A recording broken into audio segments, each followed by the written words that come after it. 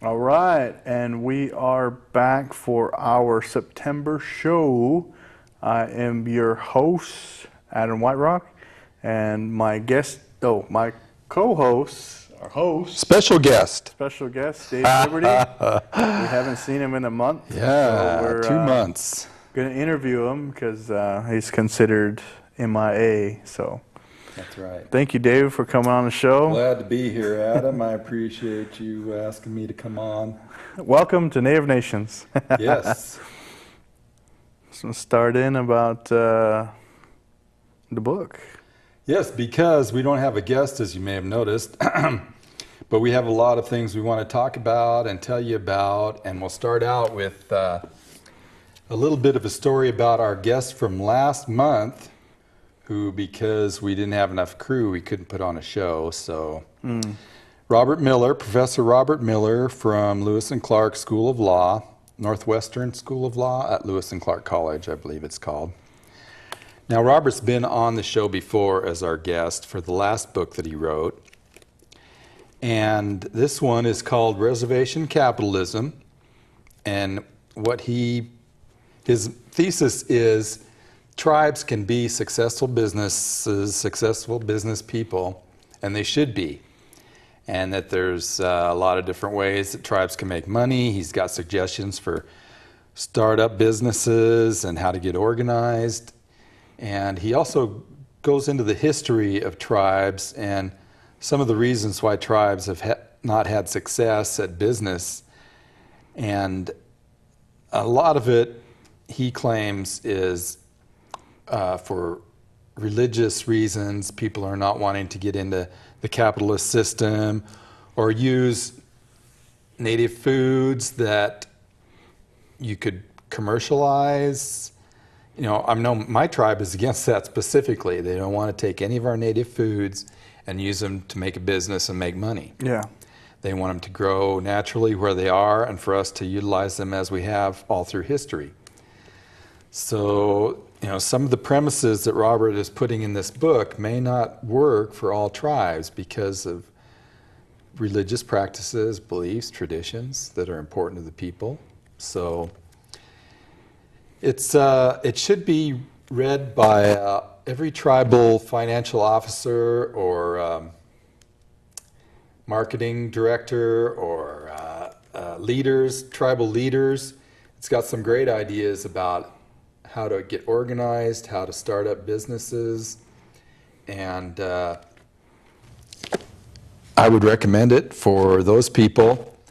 And anybody who wants to know about the history of, he uses 4 tribes as examples, a couple local tribes and then some distant tribes.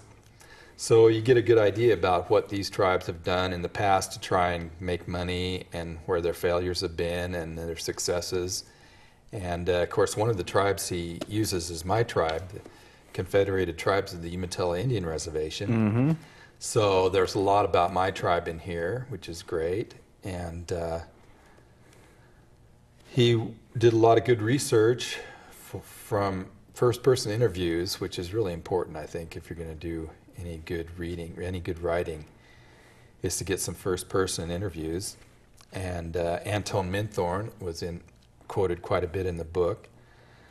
So I'm sorry that we couldn't get Robert here this month. He was too busy to come back, and maybe we can bring him on sometime in the future. Yeah, So, yeah. Mm-hmm. We'll see. We'll see. Well, that's good. Buy it if you want to check it out, and Yeah. or Dave can tell you all about it, and you don't have to buy it at all. It's kind of spendy. I think it's $40 at Powell's.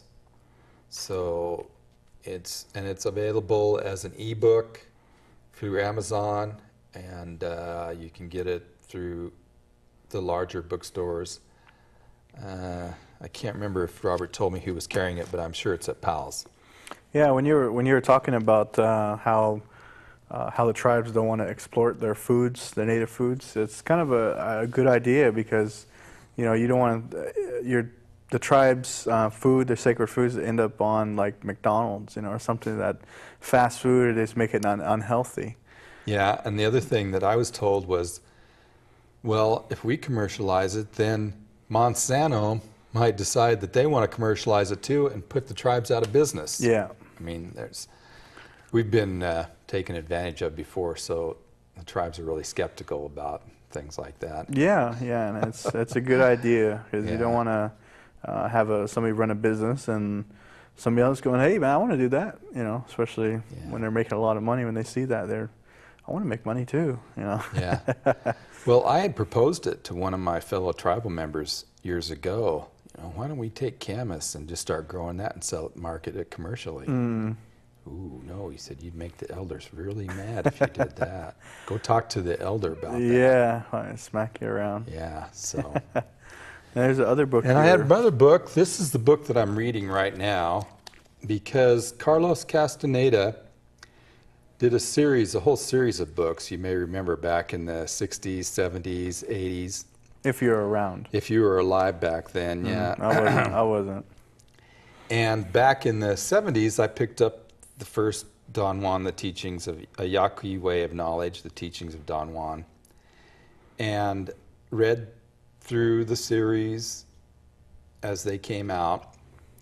And then last year I was in John Day and I found a book by Carlos that was the last book in the series, and it's called Magical Passes. And he talks about the different ways, the motions that they take, and the way they put themselves into a higher level of perception or a higher level of knowledge through these motions that they take and movements. It's amazing. It was way over my head, so I decided instead of reading that book, I would go through the whole series, start with the number one and read them all, and then go to Magical Passes, the last one in the series. So that's what I'm doing right now. The Art of Dreaming is the last one in the series before Magical Passes. So I'm getting close to my ultimate goal of reading the last book that Carlos did before he died. So this is a real controversial book, or the whole issue of Carlos and going to Mexico and meeting a shaman and learning about plants and spiritual growth, I guess. There was a lot of conflict, and people think that it's all a bunch of hooey and made up and lies, and well, you can think that if you want, but there are some really good native principles in here that I think lead me to believe that it's all true. So I'll let you know when I get done with Magical Passes and do a review on that book after I've read it. Yeah. So there's been a lot of new things that's been happening these last couple of months, you know, at Colorado shooting, and you know, at the temple shooting, and a lot of things have been happening, and it's happening so fast that, you know, for me, you know, hearing about it on the news or hearing about it, and you know, it kind of makes me, you know, think about, because elections is coming up, you know, elections with Obama and Romney and all this stuff, and I'm kind of thinking that they're trying to push for gun laws, you know, for, you know, taking away your firearms, you know, because I don't know, since then, you know, since that happened, the Colorado shooting, and since that happened, on the news you just hear shooting, you know, just everything, and I think they really want to push to, you know, get rid of that, you know, or do something about it, you know, gun control. I don't know if you ever heard of the Operation Fast and Furious, with all these firearms that the CIA and like the government that sold these to Mexico, sold it to their the drug lords, you know, sold all these firearms, automatic weapons, you know, to them, and you know, to me, that's when I'm thinking, what are we doing? You know, we're putting these firearms in people's hands, you know, and they were killing people with them, and it's our own government that's doing it, and so they stopped that, and so I've been thinking about a lot of things been going on, especially with everybody trying to look into Obama and saying, yeah, well, you should do something about it, you know, something. There's more important things that you should be worrying about now, you know, and so. But that was just my thought about that. I've been thinking about that quite a bit, about what the government wants to do, you know, and having our amendment right to, you know, bear arms, and so. Well, if we could just keep the guns out of the hands of the crazies, I mean, that's kind of the problem. There's a lot of responsible gun owners out there. Sure, I'm one of them. I've got half a dozen guns at least. Yeah. But you don't go around and, you know, make trouble, and you know, that's the thing, that's having a responsible gun owner. You know, it's like anybody can sign that form for a background check to get it, and you know, just like with the Colorado shooting, they say that he bought all this artillery and everything online, and then when he went to court, he was in a daze, you know, and so it makes me wonder, you know, if it was staged, if it was planned, and you know, and the government has done this before, and I don't want to say which, you know, happened in 2011, and you know, it's happened before, you know. So I mean, yeah, it's a conspiracy, you know, all this stuff, you know. But I'm not going to say it because, you know, I don't want to, you know. But yeah, I mean, just the way that that person acted, you know, and they got to find somebody to blame, and they blame the guns, you know, they blame firearms for killing people, and you know, they don't think about, you know, other things that people use, chemical warfare, bombs, everything.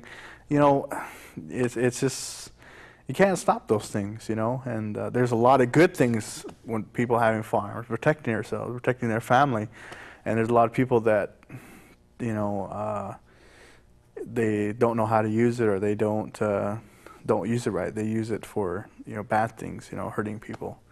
And so this is my thought. I mean, I know we talk about on this show about a lot of things in the Native community and, you know, everything that's going on and the good, the bad, but, you know, this was just on my mind because, you know, this is important. You know, this is important. If the government takes our firearms away from us, then, you know, we're helpless, you know. And you know, they say that the police say themselves when we're in the gun class that, you know, you'd rather have a firearm in your house than, because police is going to take 10, 20 minutes to get there. And these things happen in an instant, you know, and somebody breaks in your home or anything, protect yourself. And it's controversial, you know. But do you need a 30-round clip to protect yourself? If I need I need a 30-round mag to protect myself, because a gun, You might miss. Huh? you might miss, yeah. So, but yeah, that's the one thing that you got to think about is they want to cut down on the magazines too, with 100-round magazines, or the extended magazines. But you got to think about if you're in a firefight for your life, and you only have five in the chamber, and that guy has, you know, AK-47 or something, and you know you won't be able to defend yourself. So it's good to have extra mag hanging around, and you know, but that's just, you know, speculative. Yeah. You know, that's just how we are. And as America, people say, you know, well, we're attached to firearms because they used it to kill us, and you know, we use bows and arrows, and I think that we're always going to use, you know, bows and arrows. But no, I mean, we're going to take on the technology. We're gonna get into those things, you know, so protect us. Well, one of my favorite lines that I tell people is that even back in the old days, the Indians took advantage of the most modern technology available to them. So why would today be any different than back in the day, right? Yeah. We take advantage of all the technology that's available to us as Indian people in the 21st century. So that's just the way it's going to be. Yeah, and I think Indian people as us, we should be hype, or be up to date on what's going on, and you know, not be in the background. I mean, I know we always looked at as the outsiders, you know, we just you know, but we should be able to should change that to be aware of what's going on, because it'll affect us, you know. Oh yeah. And it'll affect us, and you know, even though, you know, there's a lot of people out there that's, oh, I don't care, you know, I don't care, you know. Oh, they took my Medicaid away, now I care, you know, or something, just like something that changes in their daily routine, they're going to say something about it, and they need to stay on it. So, but yeah, folks, that was just kind of part of our job here, Adam, is to inform. We want to help to inform the community of what's going on, and that's why we do the show. So we try and give you good information about what's going on in Indian country or otherwise. So we were here to inform. all right. So let's start informing. All right, let's bore you. All right, yeah. Who wants to go to Indigenous Solidarity Day? October 8th, 6:30 to 8 o'clock. And the guest speaker with a book signing by Giassi Ross. I think that's his picture we're seeing right there. Yeah, that's him there. Or Giassi Ross, I'm not sure. This is going to be at the Native American Student Community Center. For more information, you can contact the center at 503-725-9695. That's Indigenous Solidarity Day. And in addition to that, we have the Healing Feathers Fun Walk and Lunch, October 24th. That's about the time our next show is. And this fun walk is from 10:30 to noon at PSU. Again, the Native American Student and Community Center. But the lunch is $5 a plate, but the proceeds go to providing local families with food. That's good. The guy in charge of that is our friend Dean Azul. Dean can be reached at 503-725-5348. Dean Azul is a great guy. We used to work together on the Oregon State Native American Higher Education Program. Sound like a lot of Something that work. had a real long name, yeah. I think you said it right. But so I've known Dean for about 20 years now.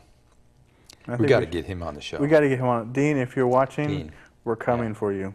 Please. Last time he had to cancel for health reasons Oh, when we had him man. scheduled. Not this time. So, Nope, yeah, nope. You have to no make excuse. everything wide open. That's right. And also, the day after that is the 7th Annual Northwest Indian Storytelling Festival, October 25th. This is at 7 p.m. at Portland State University, Hoffman Hall. I don't know where that is exactly. It's a Hoffman Hall. But get on campus, you can look at a directory. And they're asking for a $20 donation at the door. However, no one will be turned away due to lack of funds. So that is the 25th. It's the 7th Annual Northwest Indian Storytelling Festival. I might be able to make it to that one. That's far enough ahead of time to schedule into my busy life. Well, we'll show up together and we'll split it. Yeah, 10 and 10, so then that's we can. right. $10 a piece. Mm-hmm. Good deal. Mm-hmm. And finally, on my list here, September 22nd, that's this month, and coming up very soon, Saturday, in fact, the Cowlitz tribe is having their annual powwow at Toledo High School, Toledo, Washington, right? Toledo High School? Toledo. Where is that exactly? Oh, it's in Toledo, Washington, yeah. Yeah. Grand entry, 1 o'clock and a 7 o'clock. They've got a salmon dinner there at 5 o'clock, and that is probably free. Salmon again? Salmon dinner. All right. And this will happen at 1242 State Route 505, Toledo, Washington. Mm-hmm. For contact Jess for more information on that one at 360-864-7005. All right. Well, for my announcements, because we do the shared duties here, NAIA is going to be having the Native American Youth Association, sounds about right, powwow. It's going to be this weekend, Friday and Saturday. They're going to have 3 sessions, so it's a two-day powwow, but they're going to have the first session at 7 o'clock p.m., and then they're going to have the gourd dance all day. So the gourd dance is going to be between 11 to 5, and then they're going to have the powwow at 7. So it'll be good to show up a little bit early and get your seats, because it's kind of a squish powwow. You know, they got, get your chairs, get everything ready to go, and the gourd dance is going to be on Saturday as well from 10 a.m. to noon, and they should be finishing up. For those who don't know what a gourd dance is, it's from Oklahoma, and I don't know if you know much about it, Dave. No, I sure don't. Yeah, it's a new and they came back or something. Yeah. I mean, we just almost lost it. They don't have it up here in the Northwest. People don't really know what a gourd dance is, and if you go there at NAIA, for the weekend, you'll be able to see for yourself whether. Yeah, get exposed to some new culture. Mm-hmm. And you don't have to convert. You can just. Yeah, you can be a Christian, you can be Muslim, you can be anything. Yeah. Still, you're welcome to the powwow. Come and enjoy it. So that'll be Friday and Saturday. Contacts for vending, if you want to vend there, is Teresa Smith, and her number is 503-288-8177, extension 221, and that's at NAIA. So you can just call them if you don't have a number. You just call NAIA, look it up. And our second powwow that's going on is going to be on the 28th of this month, which is September. It's the Northwest Portland Area Indian Health Board. It's their 7th annual Dancing at the Square dance. Oh yeah, I volunteered to help out at that event. Yeah. So it's just going to I'll be there. 28th, noon to 7, at the Pioneer Square downtown. So if you don't have a ride, I suggest take the Max, because parking is a premium. Yeah. Take the Max. Take the Max, bus, go down, or ride your bike. Yeah, you used to be able to drive and park at Lloyd Center, but they got that kind of, I think they're stopping that. There's no free metro and no free line Nope, anymore. nope, nope. They So you changed gotta that pay. too. So 250 will get Darn you, it. 250 will get you back from Lloyd home. Center to downtown. So grand entry is at 3:30. If you need a contact, is Lisa at 503-416-3269. And last year was just a little get together. I mean, it wasn't too many people, but it's a good thing if you're not doing anything after work. It's around that time when you're getting off work and you just want to get home. So, Yeah, but just bring your regalia to work. yeah, yeah, And change into it on your way to the powwow. yep, yep. So you're ready to dance when you get downtown. Yep, exactly. Next powwow is the 25th annual Mid-Columbia River Powwow. It's going to be October 26th through the 28th. It's in Celilo Falls, Oregon. So if you, let's see, if you got nothing to do, take a trip to Celilo Village. Village, yes. Renee put Celilo Falls. Yeah, Falls. You can't say Celilo Falls anymore in the Uh-oh. present. Talk about the present. Oh, okay. Well, Celilo Village. Village, yes. Actually says it on the exit when you're coming up, so I remember. That's right. Yep. It does. If you want to contact to vend or just call them and say, hey, what's going on, is Daisy at 541-980-3695. All right, next powwow is the Nora Halloween Boo Bash. It's the 8th annual. It's October 27th. Location is to be announced. The time is to be announced. But if you need a contact, it's 503-224-1044. It's the NARA Administration Department, and that's extension 253.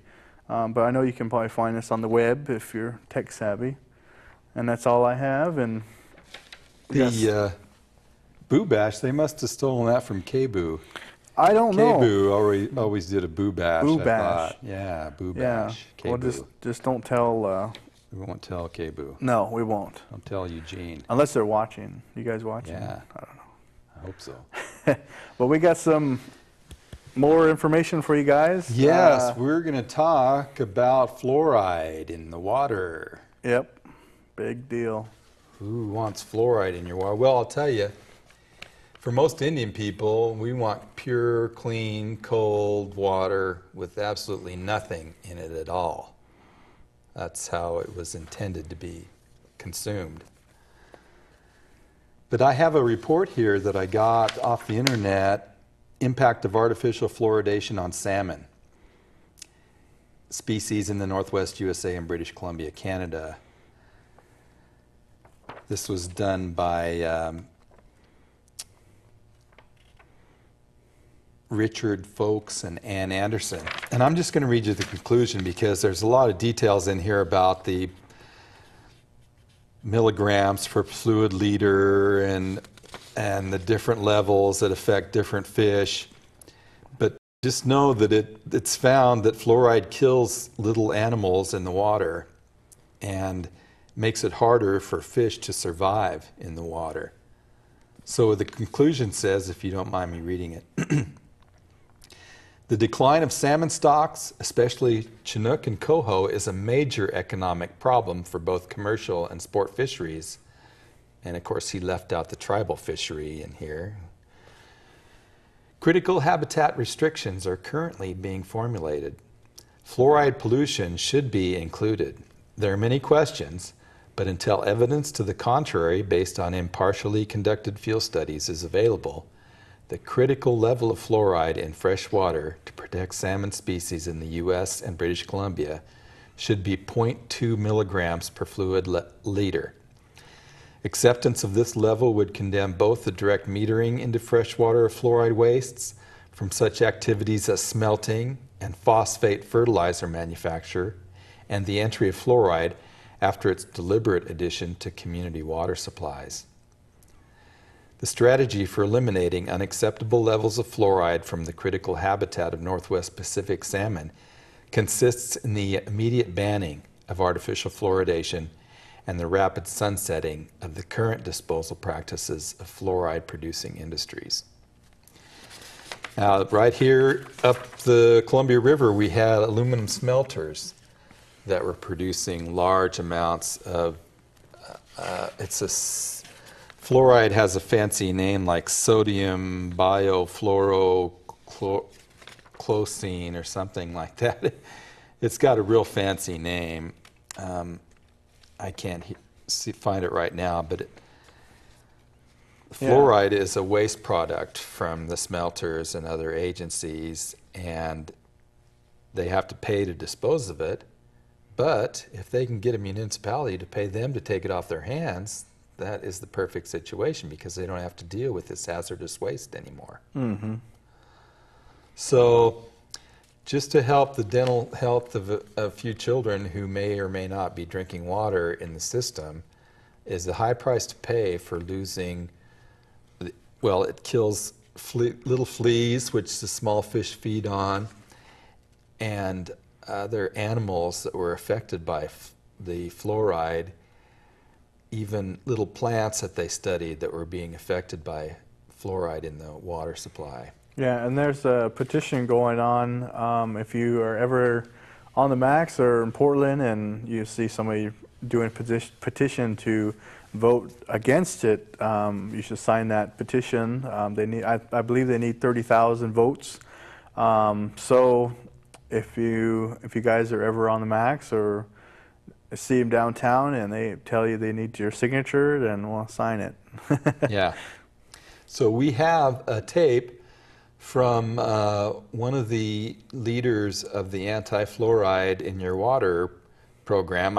It's Clean Portland Water, I think. It sounded good. The way you sounded, actually. The way I said it. The way you said it. Yeah. You sound actually. But anyway, we've got a tape that our producer took from a lecture that was here in Portland at an event. And they've got a lot more good details than we can tell you. So we're going to run this tape, and we'll be back in about 20 minutes or so to wrap up the show. Yeah, enjoy. So thanks, Jim. And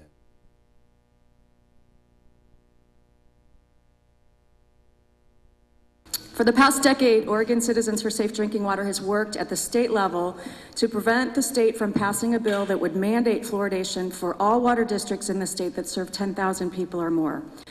We have been successful every legislative attempt that they have tried to bring this before the legislature. I think they finally realized that it's easier to convince 3 out of 5 city council members than it is to convince 151 legislators in Florida. Clean Water Portland evolved out of the basic backdoor attempt to get this rammed through City Hall on a fast track without input from the public and without comment and opportunity for us to be heard. This is a violation of due process, and no matter how you feel about the issue, we all need to be concerned about City Council going through this undemocratic process to ram something through without the input from the people that are going to be drinking our water.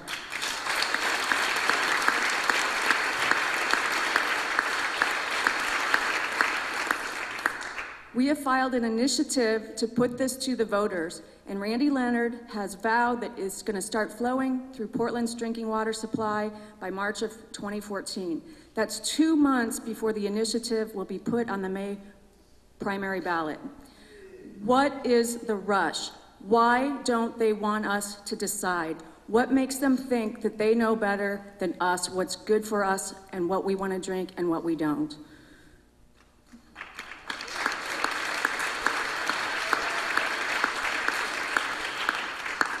Tonight is our opportunity to help spread the word about this effort, because I think there's a lot of people in town that don't realize what's going on, and it has been a real rush attempt to push this through without the public knowing. And it's very, very important that we spread the word. We need campaign contributions and we need volunteers, because we're going to have a lot of signatures to gather, and we don't have much time to do it. And I have been overwhelmed with the amount of support we have gotten so far within just a very short amount of time.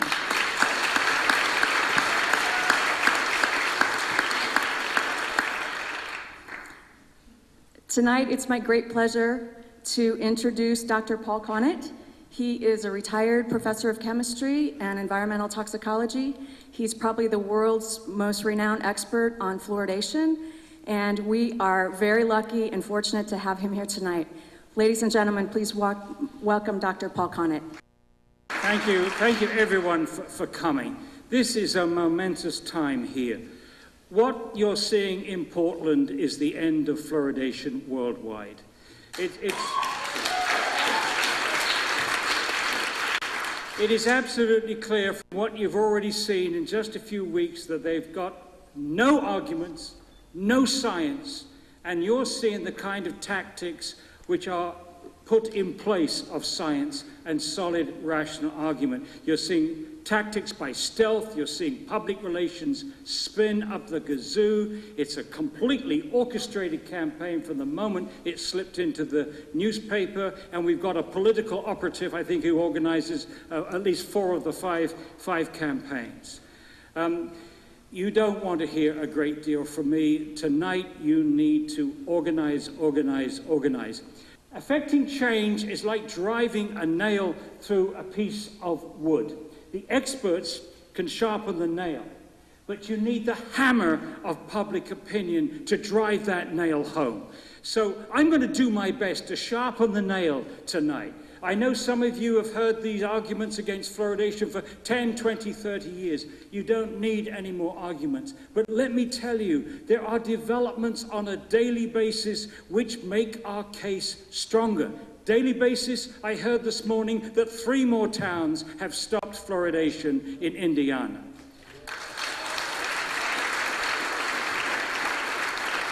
That brings the total of towns that have stopped since October the 25th, 2010 to 56. That's over 3 million people that have stopped. And I heard this afternoon that the Premier of Queensland has called a halt to mandatory fluoridation in Queensland, something I did not expect to happen. So, now, it's not my credentials that are important here. What is important for you is I tell the truth. I don't spin the science, I give the science straight to you. I'll try to do it as unemotionally as possible tonight. This is an emotional issue for me. I do not like science being torn up, especially the science that is meant to inform public health policy. Sometimes my sense of humor slips in, and I find humor in things which I shouldn't, and that's because I was at college with John Cleese and actually played soccer with him, so. Anyway, without further ado, let's go to the first slide. I spent 16 years researching this issue, first as a professor, as you heard, and then secondly, as the director of the Fluoride Action Network. And on that, I rely very much on my wife, who's the webmaster, and my son, Michael, who is the person that put this incredible website together, fluoridealert.org. In October of 2010, with 2 other authors, next, James Beck, MD, PhD from Calgary, and Spedding Micklem, a Doctor of Philosophy and Biology from Oxford. And I really owe a huge gratitude to them, because they really got the tone right in this book. This book is not overstated, it's understated. Every single argument that we use is backed up with 80 pages of references. We give as many of the caveats as possible. We try to recognize the arguments of the other side. We thought it would raise the level of debate. Unfortunately, it hasn't.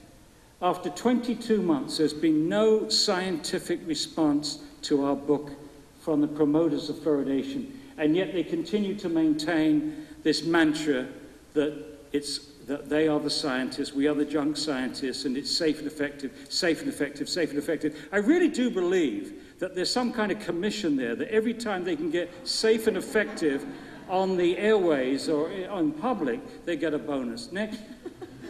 A summary of the key arguments. First of all, there is some very strong science on our side, and you're going to see that. But common sense should kill this practice. It should never have started. It's a poor medical practice to use the water supply to deliver any medicine. Any medicine.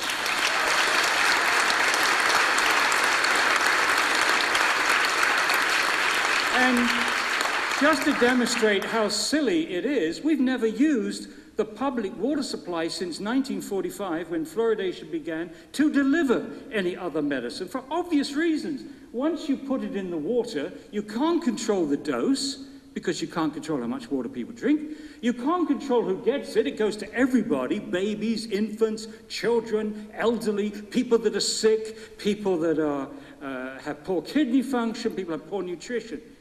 Ask a pharmacist if there's any drug at all that he is aware of that he can give to anyone and he doesn't have to control the dose. He'd laugh you in the face.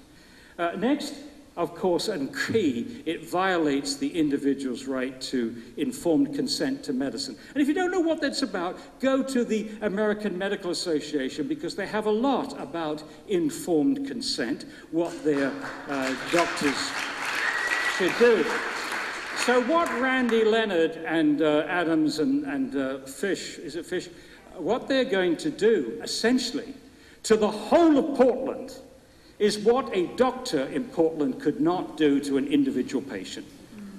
Fluoride is not a nutrient. Some promoters occasionally slip that it is a nutrient. It is not. To demonstrate that a substance is an essential nutrient, you have to starve an animal of it in its diet and demonstrate a disease. Tooth decay is not caused by lack of fluoride. It's caused by too much sugar and not enough education. There is not one biochemical process in the body that needs fluoride. Not one. I challenge them to say, tell me, any molecule, any process, any reaction that needs fluoride. It isn't there. But, on the other hand, we can point to many molecules and processes in the body that fluoride interferes with. It interferes with enzymes. That's why the first opponents of fluoridation in this country was not the John Birch Society or the Ku Klux Klan or any of these other crazy right-wingers. It was Nobel Prize winners in enzyme chemistry, like James Sumner at Cornell. And it interferes with enzymes, it interferes with hydrogen bonds, it forms complexes with metal ions, it interferes with the active centers of many enzymes and proteins, it carries toxic metals to places they wouldn't otherwise go. You can go on and on and on, and I don't intend to. It's not something that you want anywhere near your body, and certainly not your baby's body. The fluoride level in mother's milk is incredibly low. You know, I learned that fact on July 6, 1996, the first day of my involvement. And when I saw that, I said, this can't be right. Do the dentists really know more about what the baby needs than Mother Nature? We heard a spin artist on the radio station yesterday actually intimating that they did know more about what the baby needs, that mother's breast milk is somehow deficient and they have to make up for it, which is, I believe, absolutely nonsense. But the key thing is that a bottle-fed baby in Portland, if you fluoridate at 0.7, is going to get 175 times more fluoride than nature intended, 175 times more than a breastfed baby. Now, it's well established that fluoride interferes with the growing tooth cells and causes this condition called dental fluorosis. That is a systemic effect. It's an effect that takes place inside the body. The fluoride is interfering with the enzymes and proteins which make the enamel. The gamble is that you can do that to the growing tooth cells and not touch anything else in the body when that fluoride is flowing through. That is a reckless gamble in my mind. When they started fluoridation, they thought that 10% of kids would get dental fluorosis. But they didn't care because it was very mild. It was just white specks that they thought that no one would notice. 10%. Now the Center of Disease Control admits that 41% of American children, 12 to 15, this is the average of all children, whether they live in a fluoridated or non-fluoridated community, because we're getting fluoride from many other sources, have dental fluorosis. So they're 4 times more than their goal. And this dental fluorosis that we're getting today is not just very mild. 8.6% of these figures are mild, and 3.6% are moderate or severe. Mild dental fluorosis impacts 50% of the surface of the tooth, and moderate or severe affects 100% of the tooth. And tell a child who has moderate or severe dental fluorosis that this is not a problem, it's just a cosmetic effect. Because these children do not want to smile, they do not want to open their mouths on their first date. It's a source of intense embarrassment and psychological damage. According to the CDC, Black and Mexican American children have higher rates of dental fluorosis than whites. Next. Pam Dembeston on lessons from dental fluorosis. She is one of the world's experts on dental fluorosis. She said, we can certainly see that fluoride impacts the way proteins interact with mineralized tissue. So what effect is it having elsewhere at the cellular level? Fluoride is very powerful and it needs to be treated respectfully. And that was quoted in Scientific American, January of 2008. A good document, actually, to give to people that wonder if you're Looney Tunes. It is reckless to assume that when fluoride is damaging the growing tooth cells, it's not damaging anything else. Next. Several lines of evidence indicate that fluoride can damage the brain, and I'll be going into that in a moment, a little bit later. I'm only going to focus on this one issue because the evidence is very strong, and if we can prove this one point, fluoridation should end immediately. The benefits of swallowing fluoride have been wildly exaggerated. Even fluoridation promoters now agree that the major benefit is topical, not systemic. The Center of Disease Control conceded that in 1999, and that should have been the point when fluoridation ended. Because if fluoride works topically, then, and if fluoridated toothpaste is universally available, why expose every tissue in the body to a known toxic substance? And when you can apply it directly to the teeth and spit it out, and why force it on people that don't want it? It's just common sense.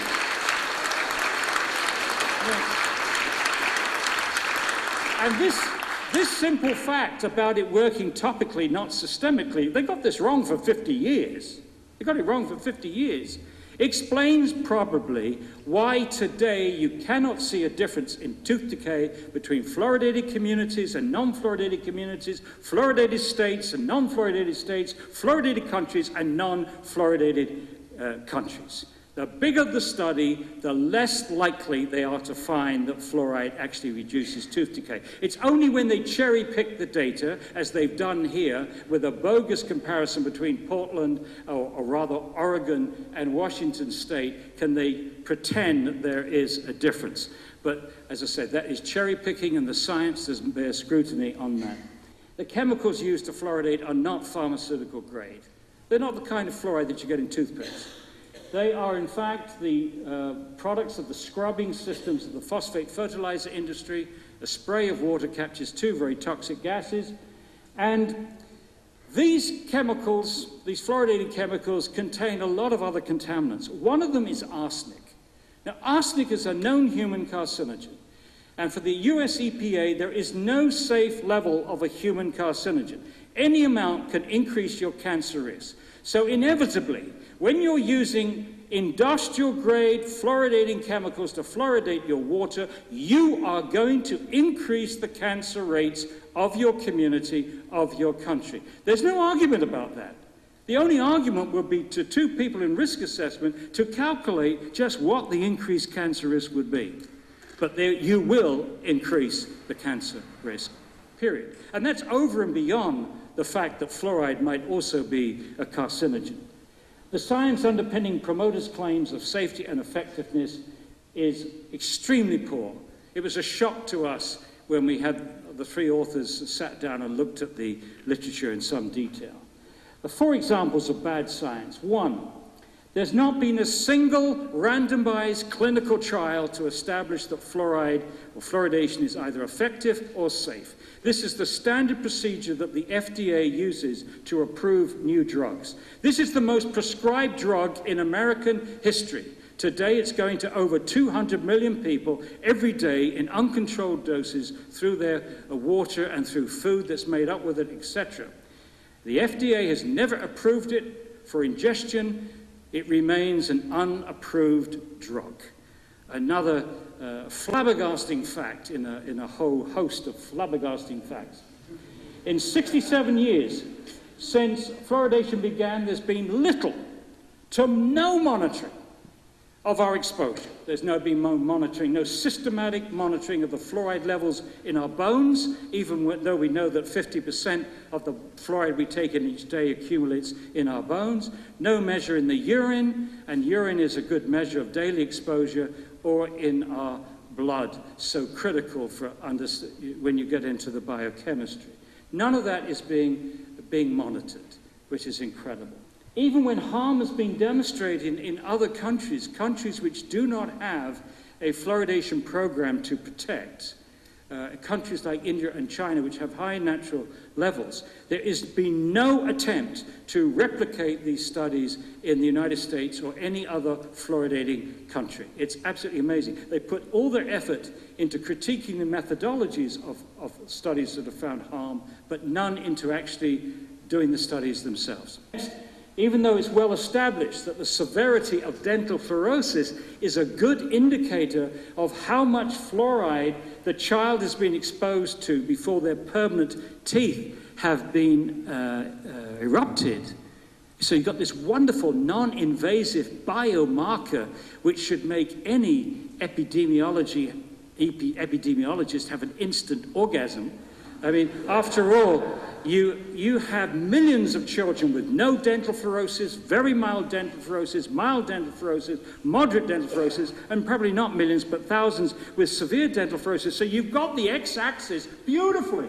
So now the y-axis, you could look at any health concern with children that you can think up and see if there's any relationship between the severity of dental fluorosis. Not once.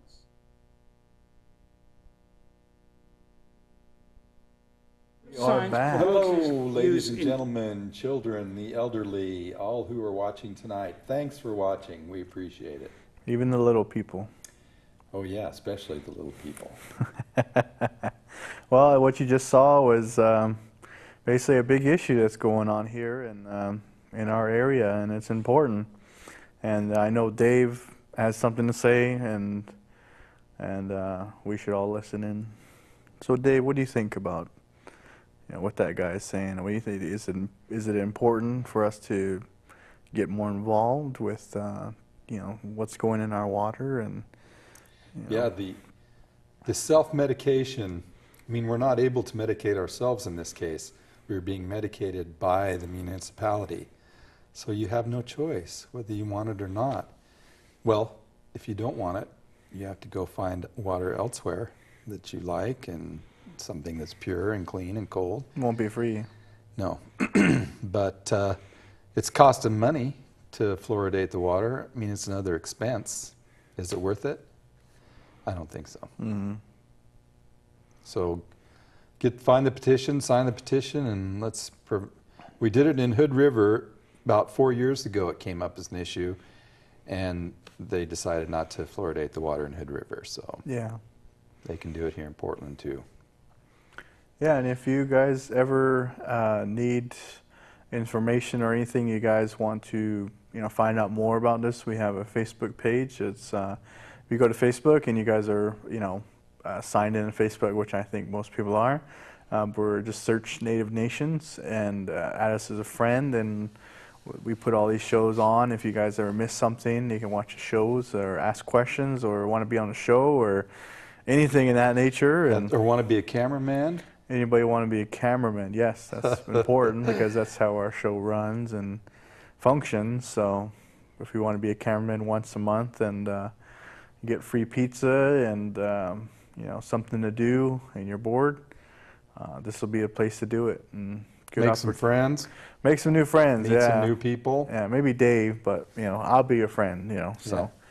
But yeah, so that's next show in October, and we're looking for guests to come on the show, talk about anything.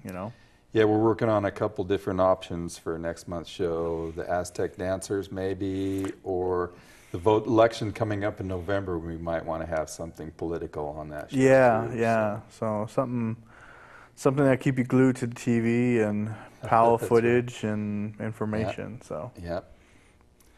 All right, so Adam, you got something special you want to do here tonight? I want to do that later, but I'm gonna go out with a song or sing a song, I guess, while we're waiting to go out. So I wonder how much time we have, but We've got a few minutes, Okay. about 3 minutes. okay.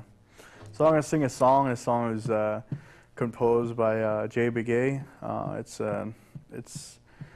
I just enjoy singing it, and I think every show that we have, we usually skip the drumming, or we have it, on tape. But this time we'll actually have some live singing. All right. So. All right.